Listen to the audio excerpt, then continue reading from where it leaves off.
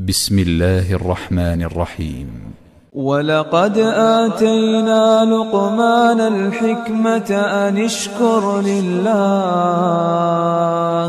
ومن يشكر فإنما يشكر لنفسه ومن كفر فإن الله غني حميد. وإذ قال لقمان لابنه وهو يعظه يا بني لا تشرك بالله إن الشرك لظلم عظيم. ووصينا الإنسان بوالديه حملته أمه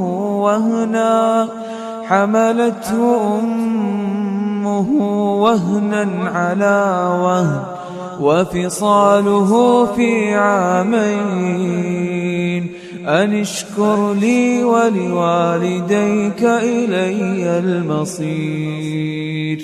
وإن جاهداك على أن تشرك بي ما ليس لك به علم فلا تطعهما وصاحبهما في الدنيا معروفا واتبع سبيل من أناب إلي ثم إلي مرجعكم فأنبئكم بما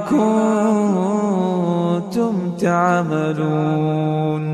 يا بني إنها إن تك مثقال حبة من خردل فتكن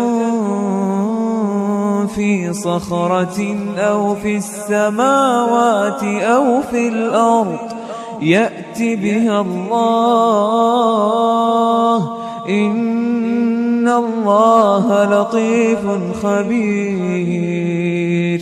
إن الله لطيف خبير. يا بني أقم الصلاة وأمر بالمعروف وانه عن المنكر واصبر على ما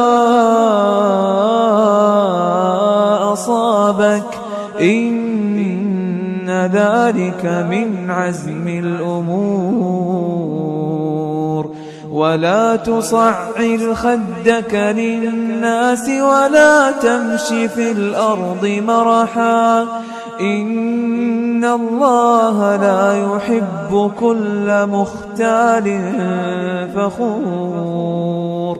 واقصد في مشيك واغضض من صوتك إن أنكر الأصوات لصوت الحمير.